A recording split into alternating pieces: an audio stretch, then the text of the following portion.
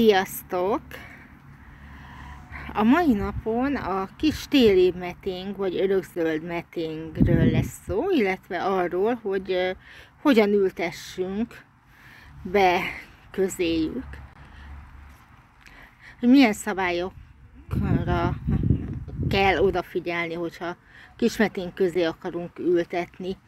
Ugye a kismeting nekem legalábbis a kedvenc talajtakarom, nagyon-nagyon strapabíró, bírja, hogyha végig lépkedünk rajta.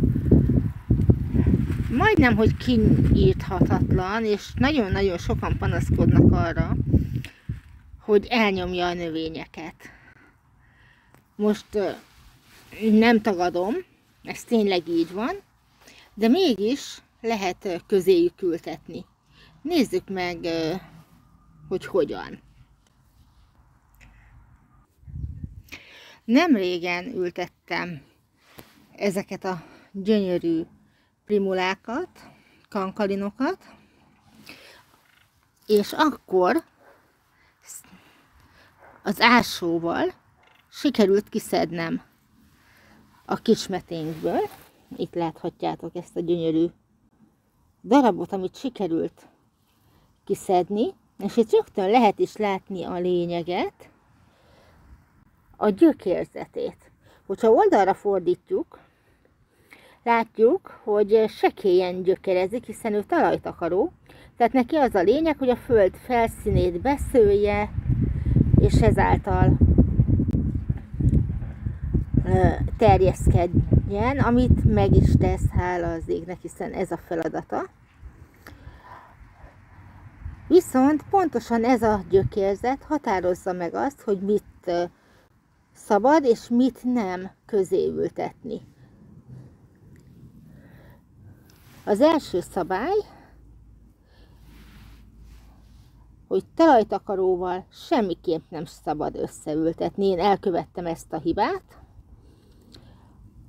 A kőmagcserjét sajnos teljesen kipusztította, jobb szót nem tudok rá. A sziklakertnek ez a szektora volt a kőmagcserjének a szektora, és mint látszik, tavaly, ahogy nem igazán tudtam úgy foglalkozni a kerttel, ahogy kellett volna, a széléről, tehát a külső területről szépen bevonult a kismeting, nem csak itt, hanem látszik, hogy azért mindenhol máshol is szépen elkezdett átfutni, ami igazából nem gond, mert a másik oldalon meg alig van, tehát ott szeretném elterjeszteni, de mégis itt nekem a kőmagcserjét teljesen eltüntette. Tehát ezen a részen volt a kőmagcserje, egy darabot nem lehetett találni.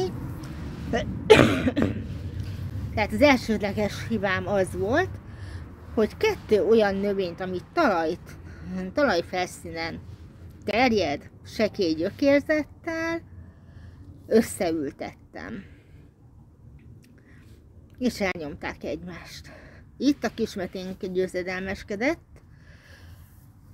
ami igazából nem baj, mert így elgondolkodtatott, és sok mindenre rájöttem. Nézzük akkor meg gyorsan, hogy miért is ültethettem be egyáltalán ezeket a primulákat ide közé. Nézzük meg még egyszer a gyökérzetét. Hát úgy maximum 10 cm mély, mint a képen is láthatjátok, a primulának ennél jóval mélyebb gödröt ástam, ugyanis ebbe a cserépbe volt. Na most 10 centi az úgy kb. Ennyi. Ha megnézzük ugyanezt a gyökérzeténél, hát éppen hogy. De inkább 5-7 centire megy le, és ugye ahogy kiültettem a primulákat, ők fognak még gyökeret ereszteni, még lejjebb fognak menni. Tehát átlépi a gyökérzetük azt a szintet, ameddig a kisveténk gyökere egyáltalán elér. Mélyebbről fogják tudni venni a tápanyagot és a vizet. És így nem engedi elnyomni magát lényegében. Nem fogja tudni elnyomni a kismeténk, nem tudja körbeszőni úgy a gyökérzetét, hogy megfojtsa azt. Ezért miket ajánlok beültetni? Nagyon sok mindent. Nézzük nekünk itt mi van. Rózsa, vadrózsa, viola, levendula, lényegében mindent. És ha megnézitek, tűzgyöngy, virág, hagymások. A hagymásoknál arra figyeljünk, és ezt szól magamnak is, és mindenkinek, aki kismetén közé akar hagymást ültetni, hogy be kell tartani a szabályt, amit mondanak. A fürdős gyöngyikét tavaly, azt nem tudom még megmutatni, mert nem látszik, még nem bújt ki. Jó mélyre ültettem. Tehát legalább a kétszeresére a hagyma méretének, legalább kétszerese volt a mélység, gyönyörű szépen kijöttek, nem tudja elnyomni őket. Ugyanígy a játszint, a tulipán és a többi hagymás. Egyetlen egy kivétel mégis volt, ami nekem se sikerült, és ezt már is megmutatom.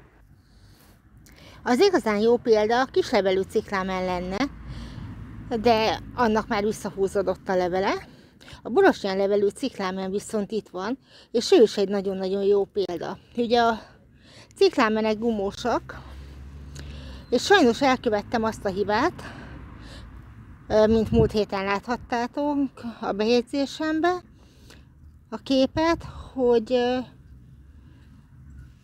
hagytam, hogy teljesen benője a kismeténk. Sajnos úgy sikerült a gumóját letennem, betartva sajnos ezt a szabályt,